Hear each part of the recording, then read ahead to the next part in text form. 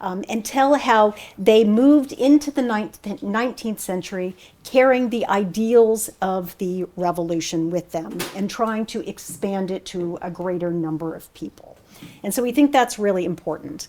And when this building opened in 1833,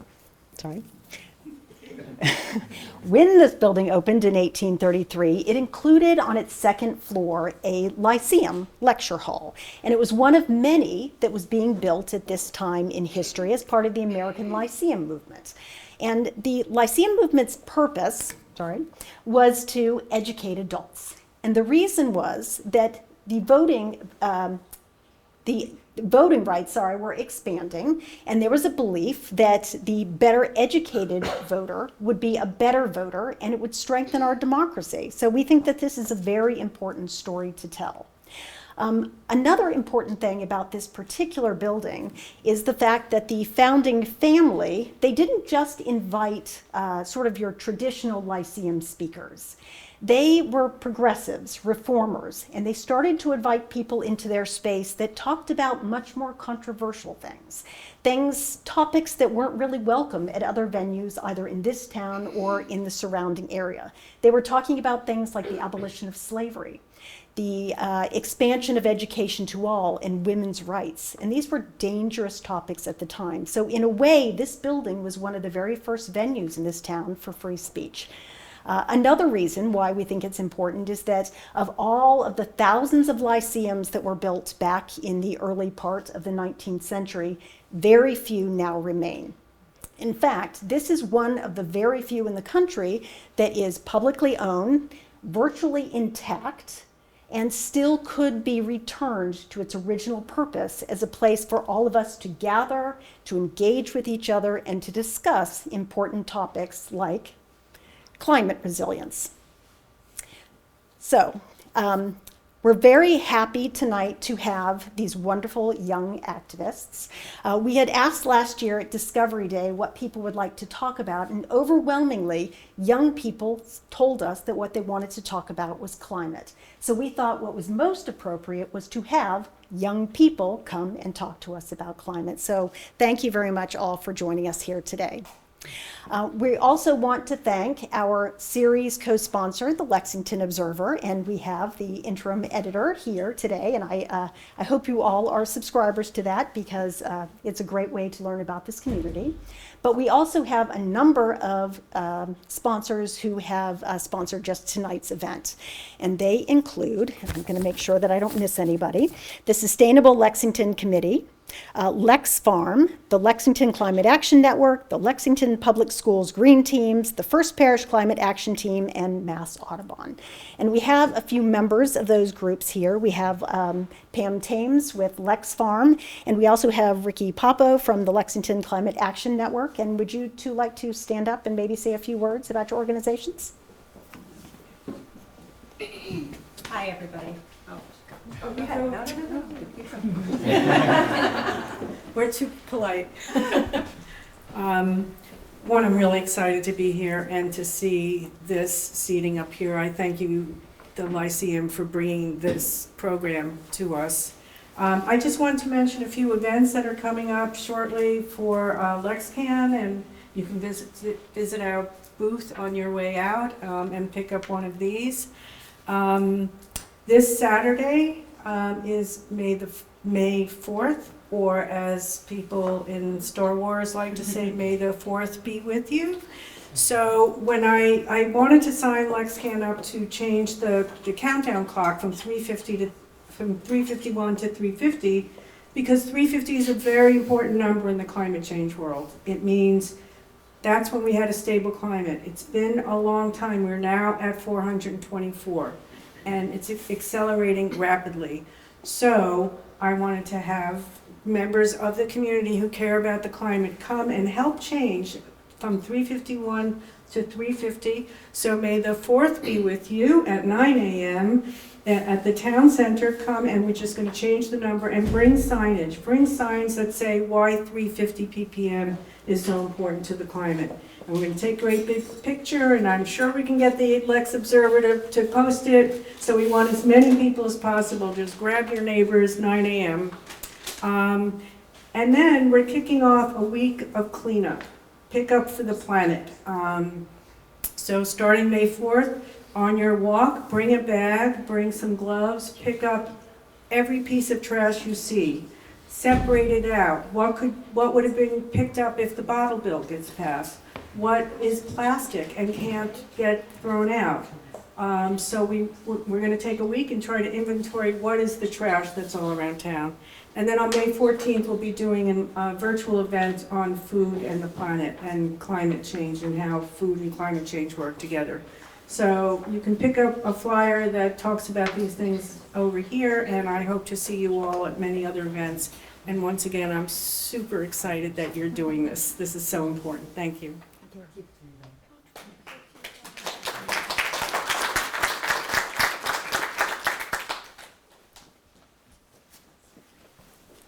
So I'm Pam Thames. I'm with Lexington Community Farm.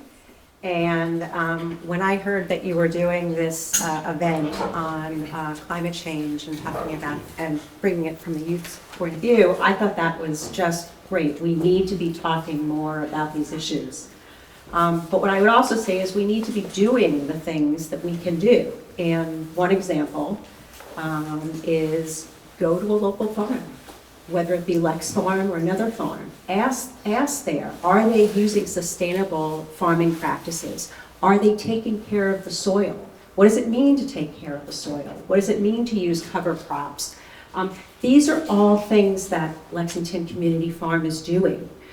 If you come there, if you visit, if you go to the farm store, if you buy a CSA, and I have a flyer here for CSAs, which we still have available, any of those things supports what you believe in, which is protecting our land and protecting our climate.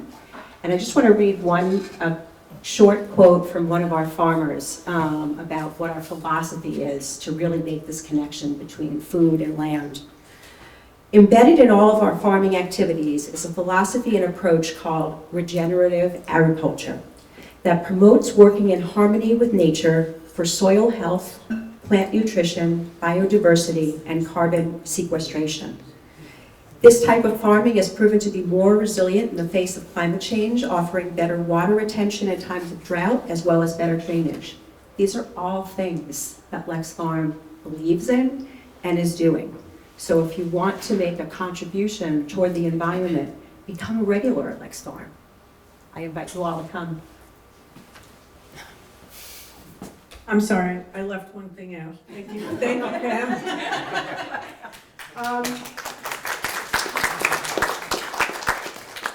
Many of you are probably aware of the expansion at Hanscom Field, and that we're all trying to stop, slow down, and put an end to. We have some sample letters up here that you can pick one up and take it home, and you can fashion your letter after that. The more letters that we send to the state, the better the chance that we can stop this. Thank you. Great. Thank you very much to all of our sponsors. I also want to say that we're very honored to have Roaming Buffalo, the Wabanaki people, here with us today. Thank you for the activity that you did earlier, and they will also be leading us in our talking circles later this evening. So now I'd like to introduce tonight's moderator, Cindy Ahrens. I'm sure many of you are familiar with Cindy, and she's also a very familiar face to many youth in town because she is one of the key members of the Lexington Public Schools Green Teams and has been teaching our kids about reducing their food waste and composting. So she's probably familiar with, or you all are probably very familiar with her. But she's been also working quite actively in creating a more sustainable community here. She is currently the chair of the Sustainable Lexington Committee, and she is also the co-founder of the Clean Heat Lexington Alliance. So we're very grateful that you're here moderating tonight, and I will turn the microphone over to you to start our conversation. Thank you. Thank you. Thank you very much. Thank you very much to the Lexington Lyceum. Thank you to Roaming for earlier, and thank you all for coming. I am not going to talk too much because you really need to meet these people. I'm just going to go through their names a bit, but they're going to introduce themselves to you. They're going to tell you about their stories, what drives them, what brought them to this work. So, and I, like Janelle said, I had some great opportunities to work with some of these, and I really hope to work with some of the other ones in the future. So Caroline Eman and Eileen Ho are co-captains of the Envirothon team at Lexington High School. They're both juniors. Dora Liao and Atrey Basu are seniors at Lexington High School, and they are the co-representatives to the Sustainable Lexington Committee. They're a part of Sustainable Lexington Youth. Milo Briskin is from Mass Audubon and a former LHS student. No, okay, but former Lexington resident. Yes. And Isaiah Johnson from the Mystic River Watershed Association, also a former Lexington resident. So that's all I'm going to say. They're going to introduce themselves, and off we go, because you're going to really want to know about these people. Hello, everybody. My name's Caroline, and yeah, I'm a junior at Lexington High School. And so I guess my story starts when I was little. I grew up here, Arlington, Lexington. And when I was little, my parents took me on nature walks, like almost every weekend. And so I always got to walk around in like all of our amazing conservation land and just explore, right? And now that I'm a little bit older, I still go outside all the time, running, biking, hiking, skating on ponds in the winter.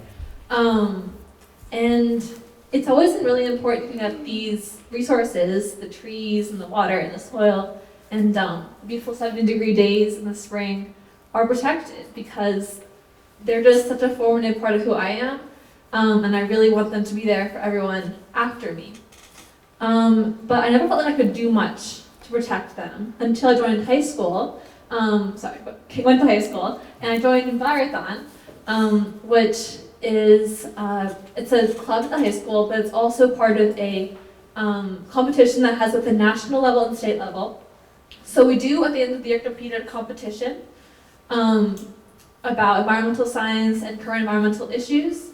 But more than that, it has a lot of community outreach, like embedded into the framework of the club. And so every year we talk to a lot of community members about the issue of that we're like given. So in my freshman year, the issue was waste to resources. So how to minimize waste and help conserve our resources, like plastic waste and toxic waste, all that kind of thing. Last year was climate adaptation. So how can we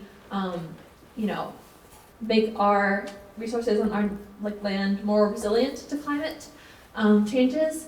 And this year it's renewable energy. And then beyond that, we also learn about 4 different substations, we call them. So forestry, aquatics, wildlife, and soils.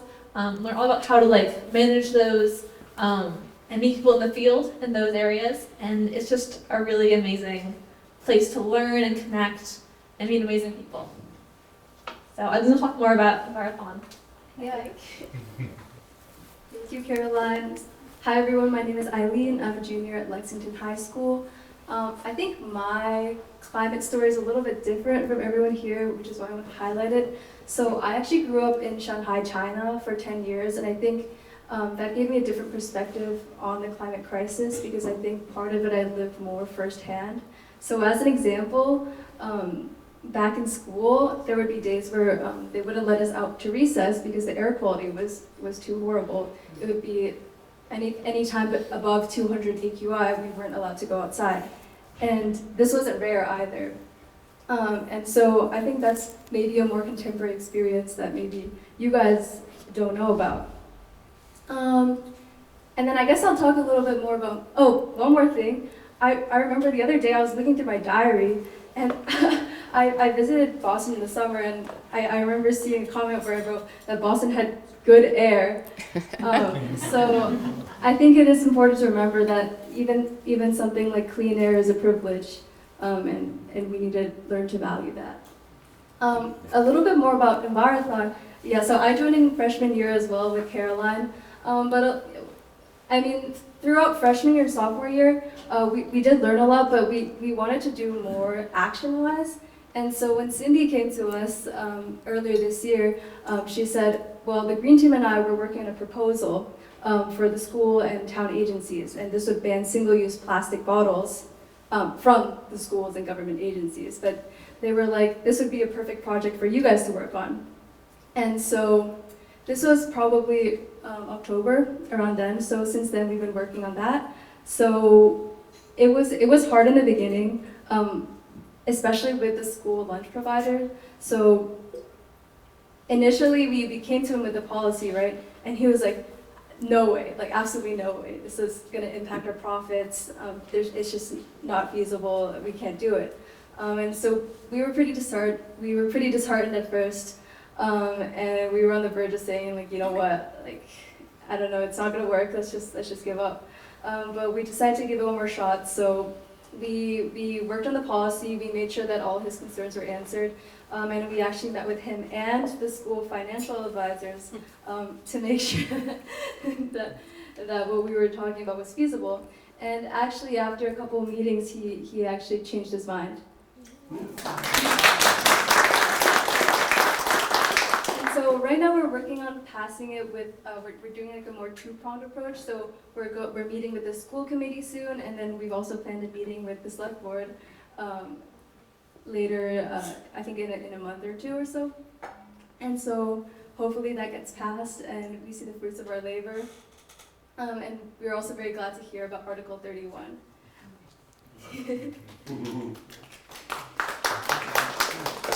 So yeah, that's a bit of what Caroline and I have been working on, and I'll pass it to Dora. Thanks, Eileen. Hi everyone, I'm Dora. I am a senior at Lexington High School. And Eileen might be surprised, but I actually have a similar story. So I actually lived in Beijing, China for the first 5 years of my life. And while I probably don't remember like the first 4 years of my life, because I don't know what I was doing then. But I do remember that the adults would always like talk about the smog, like how bad it was. They would always say, oh, like you can't even tell when the sky is blue because it's always gray anyway, so like it doesn't matter if it's raining or if it's clear, because you just never know. And I know when we went to the beach, there'd be so much trash. Like you would be walking along the shore and it would just be like trash all over. So when we moved to Boston when I was 5 years old, I remember going to the beach. And my parents were like, wow, the water is so clean, even though we all know the water here is not the cleanest. But it's a lot better than it was. And also if you go to the beach, you can find spots where there's no trash. Of course, there is still some trash, but it's a lot less. So yeah, that's an interesting connection. But I remember in middle school, it was like 2019, that was like the peak of Greta Thunberg's campaign. He was making headlines all around the world. And I think I wasn't really aware of it. I was like, I think I kind of knew about it, but it wasn't like something that I actively read about until I read her story and I was like, oh, so someone who's only a few years older than I am, she's doing so much and making such a big impact in the world. And even though it's very hard to make an impact the way that she is, I can at least do something in town, and that's probably something that I can do. So I remember my freshman year, which is the year COVID happened, we were all at home, and I was bored, and I thought, well, what can I do? Because what better time is there to do something than now? So I called up a Trey, actually, and my other friend, and we did a workshop at Cary for students, and we weren't sure what we were doing at first, so we went back and forth with different ideas. Like, should we do like a book club type thing? Should we do more interactive activities? Should we do trivia? Should we do games? Like, what activities would best sort of bring the topic to younger students' minds? And so we've done it. So we did it that year. We did it again the year after, and again the year after. And every single time we thought of new ways. The first time, I think it was more focused on books, and the second year we realized that didn't really work, so we had interactive slideshows, and the third year we added like more games, and I think through that I learned a lot. I learned that these young students, they're like 7, 8, 9 years old. They are aware of what's going on, and they really do care about it. They, of course, don't know as much as a lot of us sitting in this room do, but they still knew that it was an urgent issue that we needed to address, and that was really rewarding. So then my sophomore year was actually the first year that Sustainable Lexington Youth was, or I think that was the first year. Yeah, well, anyway, that my junior year, so last year was the first year that Sustainably became a formal group. And when I saw the opportunity to join the group, I was really excited, because I think before I didn't really know how to get involved, how to get a large group of people together. I only knew like my friends, like Trey. So that was really exciting for me. And I think joining this group, the biggest thing that I've taken away is just the fact that every single week I get to spend time with people who care about the same things that I do, and we have common goals to address and achieve, and that's been really exciting. So yeah, I'll pass it on to Trey to talk more about sustainability. All right, thank you, Dora. Quickly before I launch my intro about the elementary school workshops, I remember we had one activity, and it was, writing a letter to your congressperson. And we really did not expect much, frankly. Like, we were like, these are pretty young kids, like, just draw a picture, bring your favorite animal, that's perfectly fine. We kind of just wanted to, like, get them interested. And you would be amazed by, like, what all of these students wrote. They, wrote, I had students who wrote, a page, half a page, really elaborate drawings. They were so excited, and it was just really inspiring. Anyways, more about me. So, I grew up always, loving nature, loving animals. My brother also was, we watched Wildcats and all of that stuff. And then I remember in 5th grade at Hastings, we learned about climate change just as a topic in our science class. And I was like, oh, that sounds pretty awful, but I'm sure the adults have this under control. And then the following year, I think it was at some summer camp, we were doing some research on the topic, and I discovered that the EPA had removed all mention of climate change from their website, and that was something that really, really shocked me. I was like, maybe I wasn't so right about this after all. And then, seeing the parkland walkouts that happened in 7th grade, I believe I want to say, that was really inspiring and showed me kind of the power of young people and started my interest in social justice. This might be the weirdest introduction to climate change activism anyone's ever had, but I was watching a Queer Eye episode, I don't know if you guys know that show, but they have an episode where they, they talk to somebody who's from the Sunrise Movement, which is a national youth-led movement fighting against climate change, and I had always been aware of them, but it wasn't until after the 2020 elections and seeing how many young people turned out to vote that I was like, it's time for me to get involved too, and this was also during COVID, so I had plenty of spare time.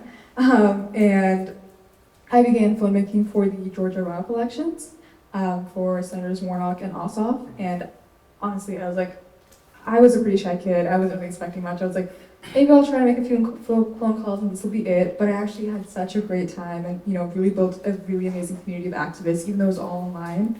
And I was invited to join the team of the Senators who ran those phone banks. And from then on, I became really involved at a national level, working on campaigns for things like the Civilian Climate Corps and the electoral campaigns like in the 2022 midterms to elect climate champions to Congress. And since then, I've also become a lot more involved locally as well.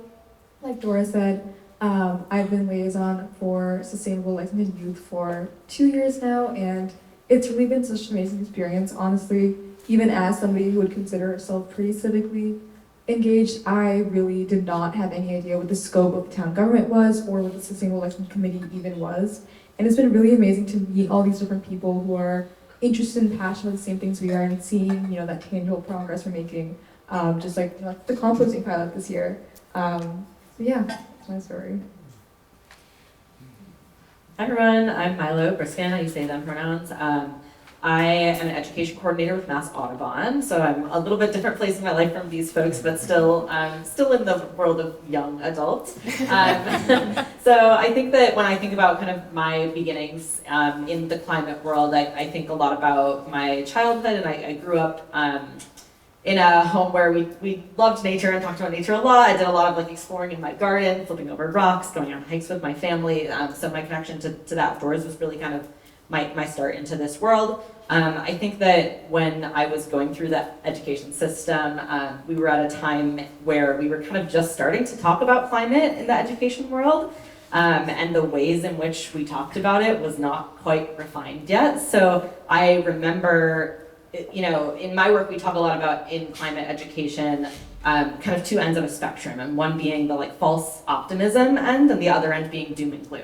And I think that all of the education that I got was on one end or the other.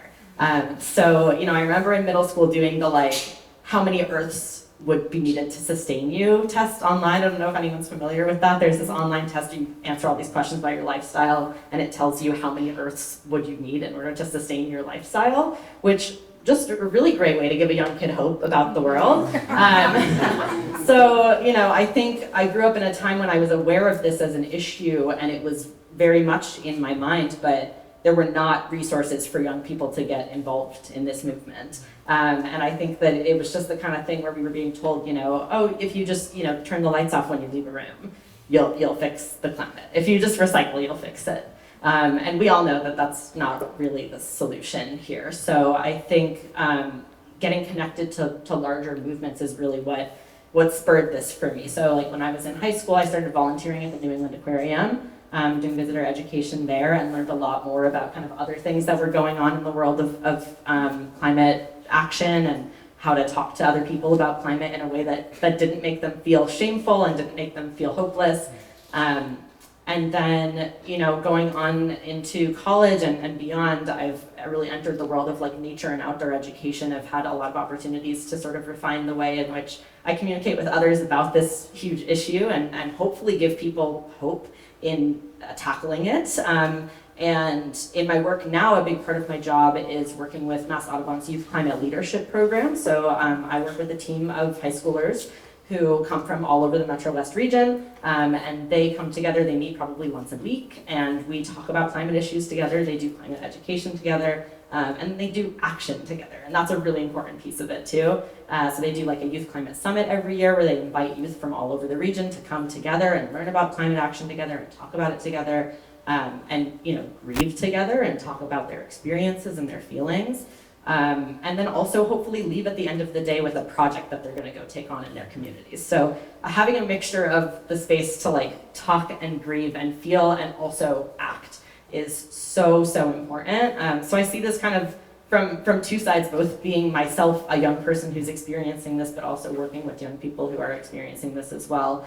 And just really excited about the things that are happening in spaces where people can be together and work on this together, because I think that's really the key to solving this issue, is being a community with other people, being open and honest about where we're at, and then thinking about what do we need to do and how can we do it together as a community.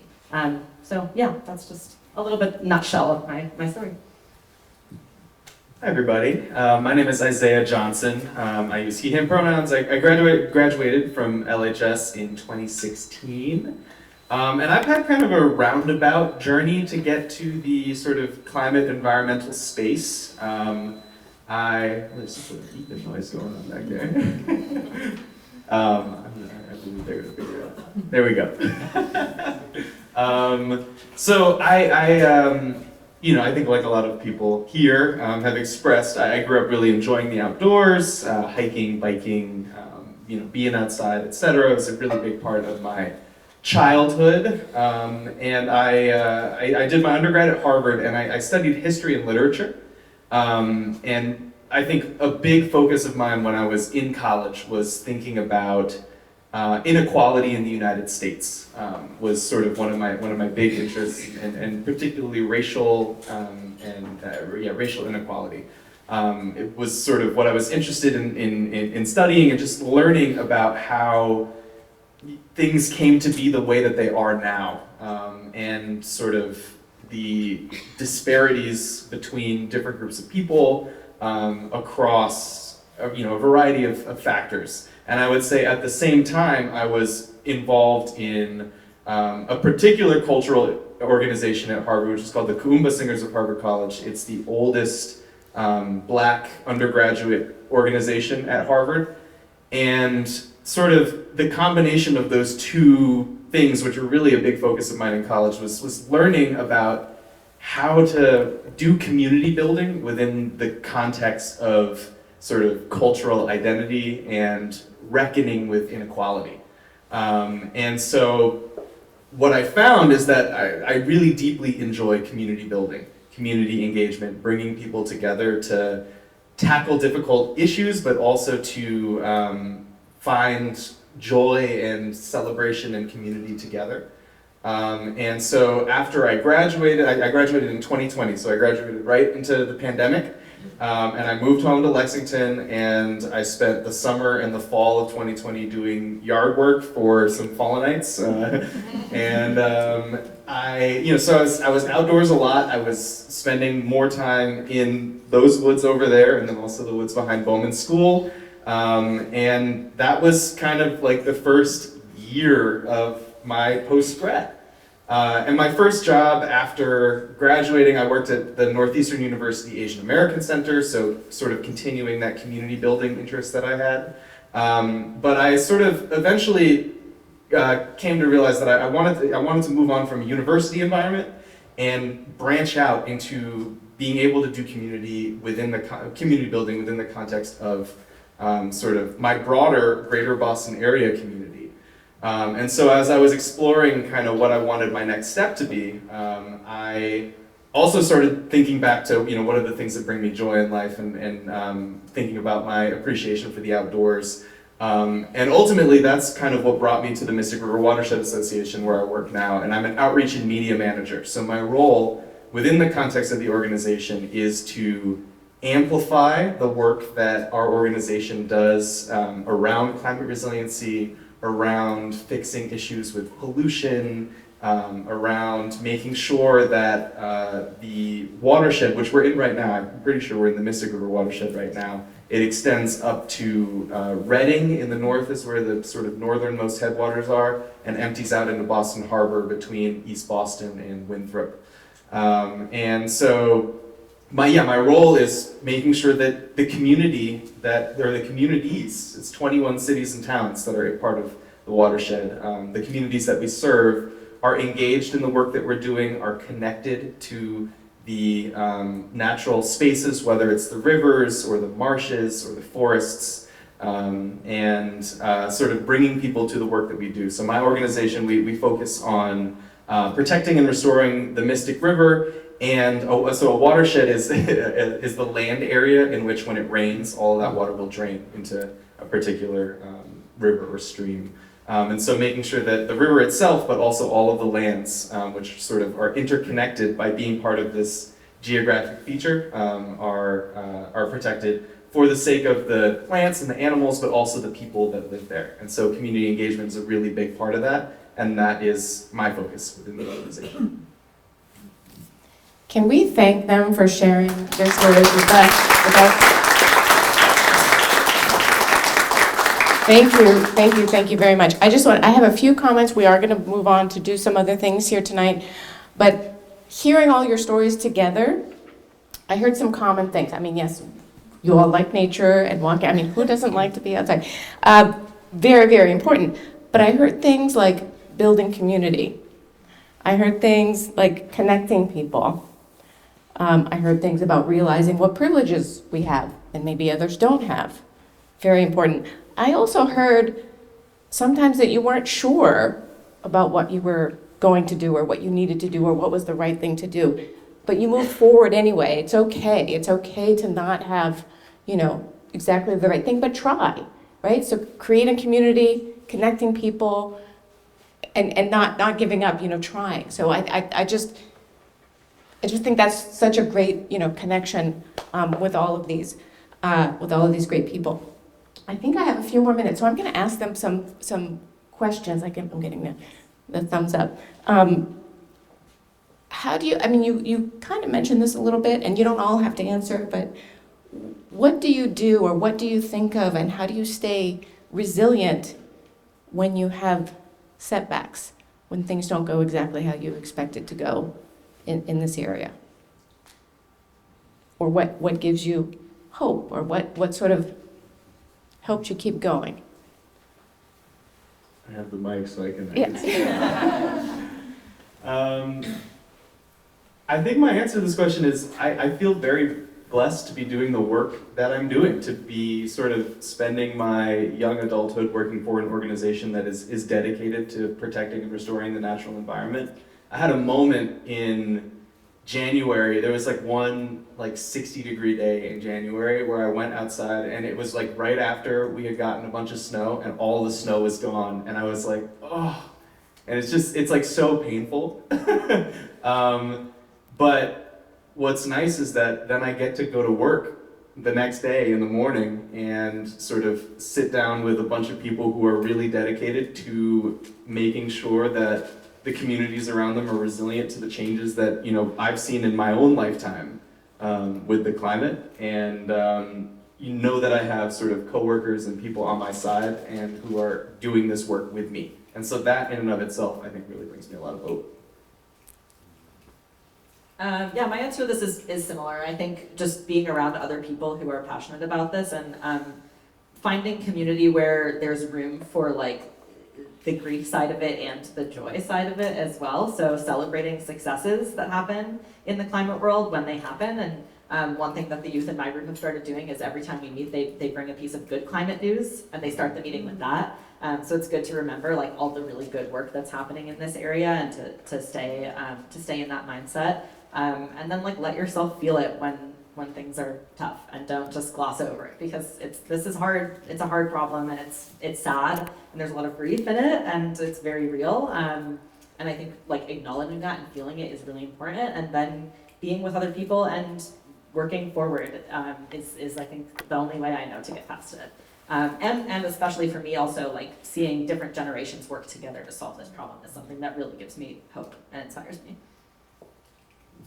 Yeah, really just echoing all of that. I think when I first started to kind of learn about climate change independently, a lot of the political climate was very climate doomerism centered, and I was kind of like, okay, well, I guess we just all concluded that's the end of the world. But I think becoming more involved and not being just an outsider really helped quell those notions, and remembering that you're never alone in the fight is so important, because I have people that if there's a setback I can talk to, and we can be sad about it for a minute, and then remember that, hey, we've also done this and this, and there's so much more left to be done, that we have so much more time to take action. And I think with a lot of the work I've done in policy advocacy and electoralism, a lot of it really isn't linear. I remember we ran a campaign at the Sunrise Movement about 2 years ago calling for Biden to declare a civilian climate corps. And that campaign ended, and he didn't do that, and we were like, okay, on to the next thing. But then, actually, earlier this year, that did happen. And so I think a lot of us remembering, it's really good to look for those victories when you can, but, have hope that there will be others in the future as well. Going back to Milo's point about the collaboration across different generations, that is certainly a real thing that I've been feeling, especially after joining this group. I think as high school students, obviously we have a group of people at the high school, or multiple groups rather, who truly care and they do work, but also through this opportunity, we've also worked with people as young as people who are 6, 7, 8, who are using their voices all the way up. Last weekend, or maybe 2 weekends ago, we were at the First Parish Earth Day service, where we got to collaborate and interact with an entirely new group of people that normally we would never get to talk to. So seeing the collaboration from people as young as elementary schoolers all the way up to people who are a lot older, it's really great to see that there are people all across that spectrum who are doing work, and we're all working together to harness the power of the voices of different groups to tackle this challenge together. I guess, yeah, I totally agree with everything you said. I want to give another example of what Dora was saying. As I was talking about earlier, when when, you know, the lunch service guy shut down our entire proposal. I think it was actually, you know, the encouragement of Cindy, the encouragement of the green team, of all the adults, that really gave us the peace of mind to continue. Because I think relying on ourselves as youth is hard, especially when we're facing pushback from, you know, the adults. So I think, like as experienced environmentalists, as adults, it's your role to act as mentors for the next generation. And I think that's one of the driving factors of what pushes me, knowing that I have such a great support network behind me. Yeah, totally agree with everything everyone else has said. Kind of echoing what Milo was saying, like little victories can be like so inspiring because like a little victory times hundreds, thousands, millions of people is a big victory. And so it's the little things, the little steps when things are hard, that can be like really inspiring for me. Like for example, pushing my parents to get an electric car, and they did, and I'm like, oh, that's so cool. And yeah, also we like inspire each other. Like being here, meeting all these amazing people, with young people and older people who are doing so many things, that inspires me to keep going. And having a community like Envirothon and sustainably, and a high school who believes in you know, sustainability, is just inspiring for me, and I just want to be able to inspire other people to do things like this as well. Thank you so much. That's really, really great. So, and you have so many really words of wisdom. I have notes, I'm going to tell you, I had notes that I was going to mention later, like words of wisdom. You already know it all. You already know it all. I'll repeat it, but okay, so I know some of you might have some questions for this great dynamic group of people, but right now, I think Roaming Buffalo, you are going to come up and describe our talking circles, right? If you're going to do Q&A, you should do that now. Then. Yeah. You can do that now? Circles and then we can. Oh, And then we're going to come back. We're going to do circles, and then we're going to come back and have some time. Gotcha. Because people need to get up and move. I got confused. I thought you were inviting them to do questions now. Thank you.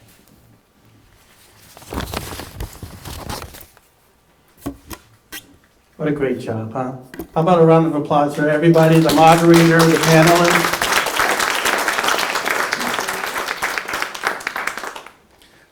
So, this part of the program, we're designing it, we're weaving it into sort of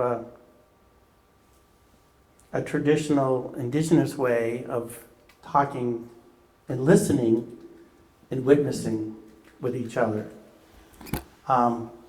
It's going to take a little bit of effort on your part. We're hoping that you'll support us with this. We have 6 activists. Each one has a talking stick of some sort. And each one is going to lead a circle discussion with you.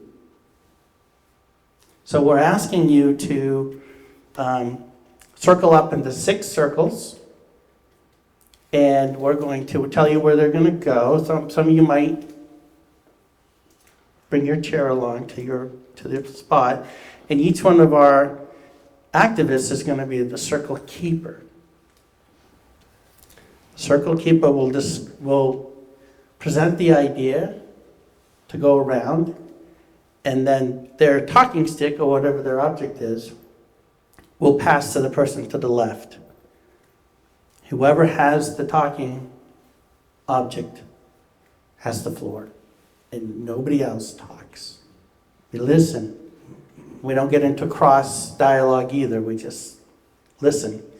And then when they're done, they pass the talking thing to the next person to the left.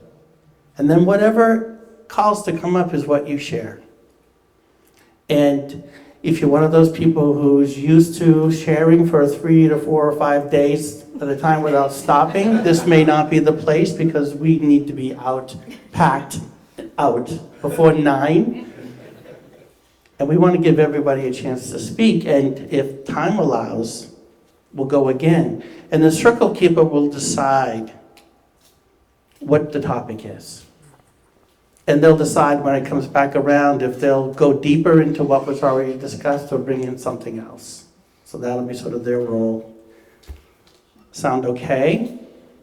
So we have 6 people. We're going to have 6 circles, and we're going to have one that's sort of going to be here, one that's going to be there, one that's going to be there. So thank you, everybody, for coming back. Thank you to our talking circle leaders.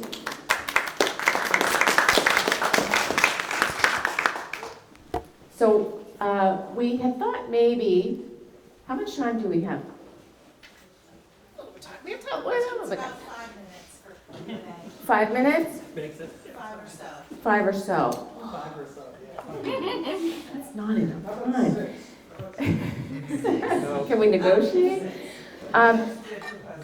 So I have a couple of things that I wanted to say. Just very few things. It's funny because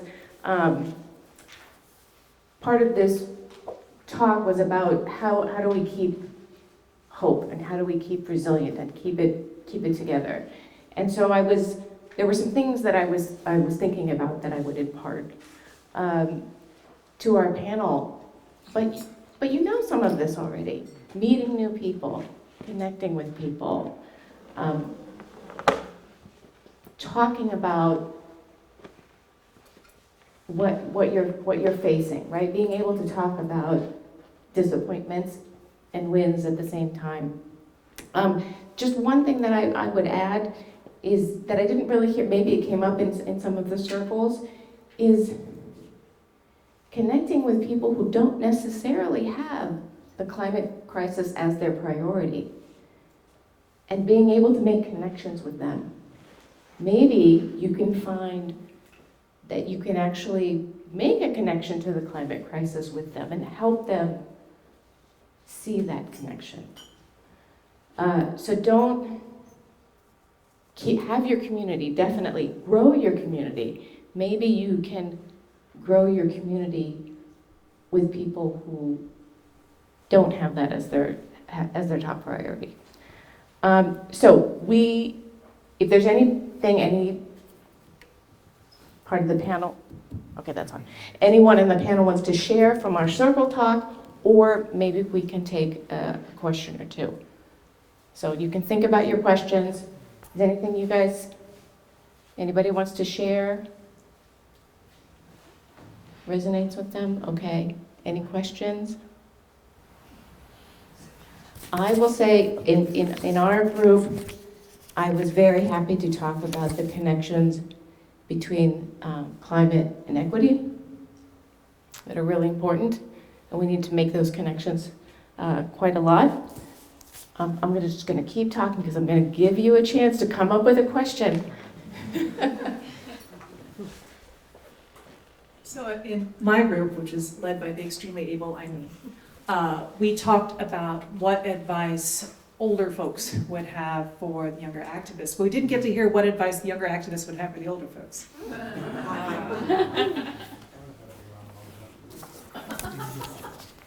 I guess I'll go first. In my group, we touched on this topic, and I think we talked a lot about education, both in the curriculum and also outside of school. In the current K-12 curriculum, there isn't a lot of emphasis on climate change education. I know for me personally, I didn't have anything around earth science or climate change until my freshman year, and that was sort of like the only class. And even in that class, the focus was not on climate change. And even when we did talk about climate change, it was more about the scary stats than about what actions you can take. And also, I know in other classes, we've had like one-off blocks of 1 hour long classes where it was just like a presentation for an hour, and after that, we just never talked about that ever again. We just went back right to our math, to our Spanish, to our history. So I would love to see climate change education be more integrated in the K-12, in every single grade. I think people, I know like kids are, even small kids are aware of the topic, so if we can start early and build on that as the kids progress, I think that could be something that's really helpful. This isn't directly answering your question, but my group talked about something a little similar at the end, about what support can older people give to teenagers of today. And I think the really most important thing is holding spaces that are open to teenagers, and having opportunities to volunteer or like intern, and even doing small tasks can really serve as a great introduction to that kind of work. And I can say, like, I honestly could not tell you what possessed me to sign up for that phone bank. Virtually years ago, Dora can say, I was a very shy, quiet kid in middle school, and elementary school, and most people probably would not have anticipated that I would be doing that. But I think there was something I saw in that I was with other young people, and that gave me hope. And I think just kind of having open spaces for teenagers is really, really important if we want people to come together and fight for the next generation. Yeah, I just want to echo what Atreya is saying, that I think, if you're in spaces where you're making decisions or you're doing actions, bring youth into those spaces, because they have valuable things to say and to add to that conversation, and their voices really matter in this conversation. And I think one thing that I shared with my group is that with the youth that I work with, one thing that I heard from them that I was surprised to hear and has had a big impact on me is that sometimes they feel that hearing the statement from older people, like, I'm so inspired by you, is not always a helpful statement for them to hear. Because it feels to them like they're hearing from this generation that it was a part of creating this problem, that like, oh, good for you for fixing it, but is not participating in the fixing themselves. So I would say, if you're not already involved in actions in your community, get involved in actions in your community, and find out what youth are doing and see how you can help them. Ask them how you can uplift them and help them.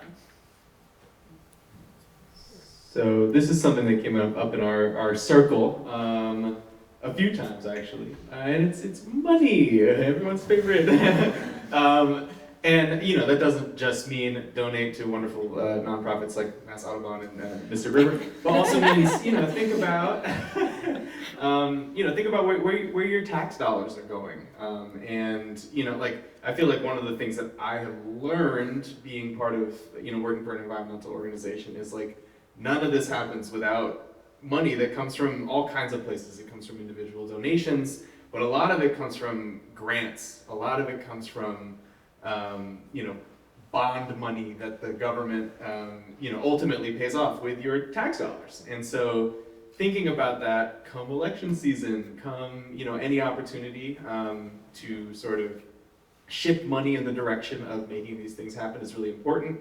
And then I think another thing that came up with money is for young people and other voices that are disadvantaged in doing this work, being compensated makes a big difference in people's ability to engage in the work. And that's something that my organization thinks about, and I think is something that's really important. So sorry to bring up an uncomfortable topic. No, that was actually, making those kinds of connections are really, really important. Any other, Caroline, yeah, go ahead. Really quickly, I just wanted to mention, when I talk about holding space for teenagers, kind of adding on what Milo was saying, really, I think explicitly inviting them into that conversation is important, because before sustainably sent out applications to our school email, honestly, yes, I knew town meetings were open, but I didn't really know if I would be welcome there as a teenager who is definitely less knowledgeable than I'm sure a lot of people in this room. So yeah, I just want to mention that. Yes, one more thing I wanted to add to all these great things is this applies more to us high schoolers and younger people, is what comes next, what kind of jobs are there and paths after high school, after college, that are open, right? Because I have some knowledge of that from the clubs and stuff I do now, but still I know very little, and I know most people have no idea what kind of opportunities there are to go into sustainability and community building, all these things. So, you know, seeing and hearing from people in those positions and, you know, being inspired of how, like what that looks like. Thank you very much. Oh, Eileen, go ahead. Yep. I guess, no. I agree with what everyone said before. I guess just one more word to add on is just, you know, having faith in the youth, believing in them, not only acting as mentors for them, but also treating them as equals, making sure that, you know, you're respecting what they're saying in the conversation and taking it seriously. Because I think a lot of times in this space, the youth are recognized, but often it's more, sometimes it feels more patronizing than as an equal. And so that's definitely something to work towards. And that's all I have to say. Thank you for sharing that, Eileen. I will say, Envirothon's presentation is one of the best presentations I've ever seen. So you've got skills, definitely. So I have a question that was posed to me by my 9-year-old grandson. And I would like to know how you all would answer this question.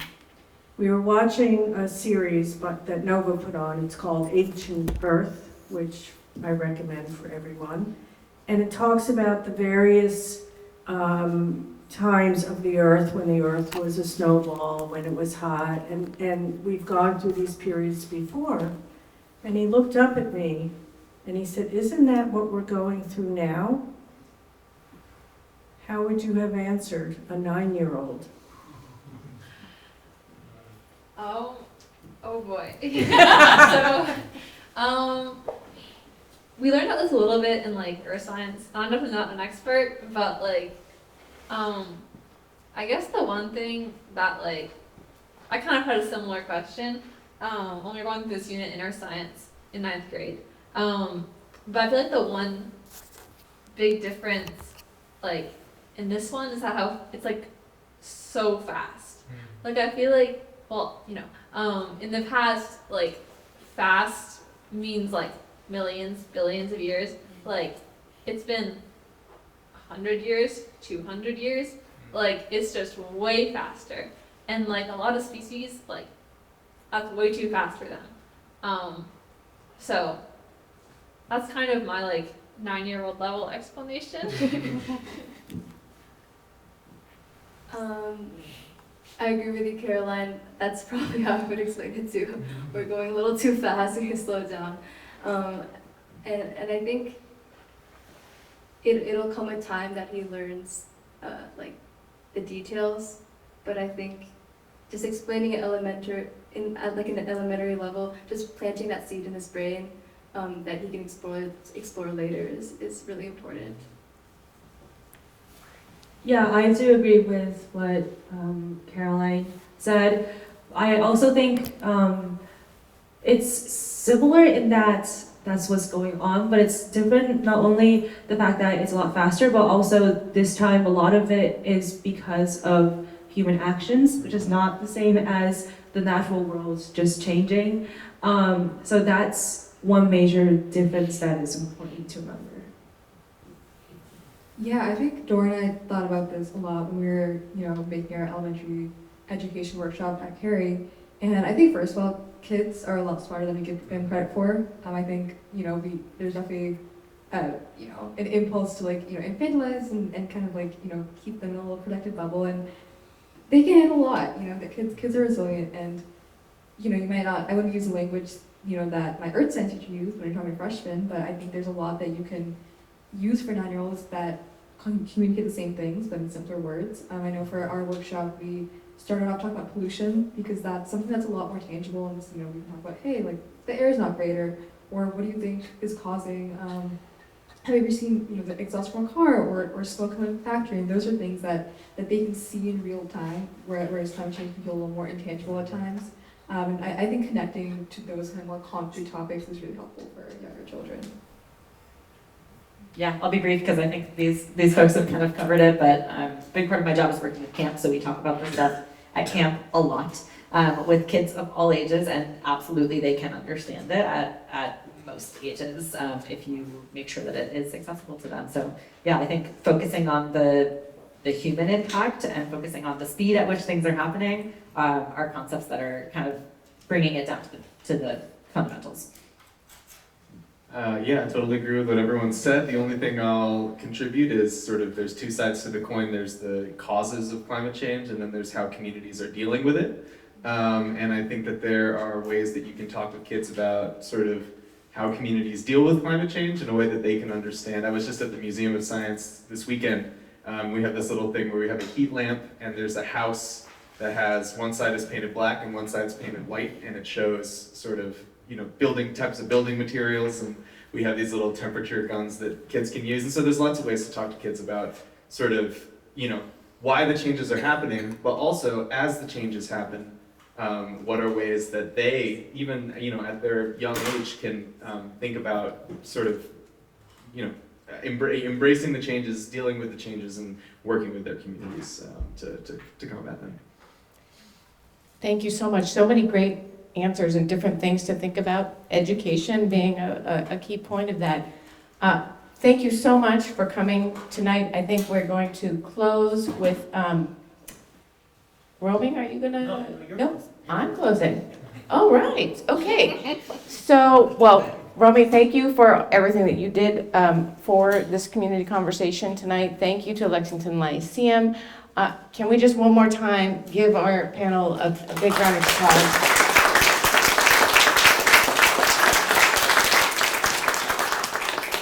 Before you leave, please tell us what climate actions you recommend. Go to that bit.ly, go to that QR code and let us know. And thank you, again, Lexington Lyceum, for keeping this conversation going.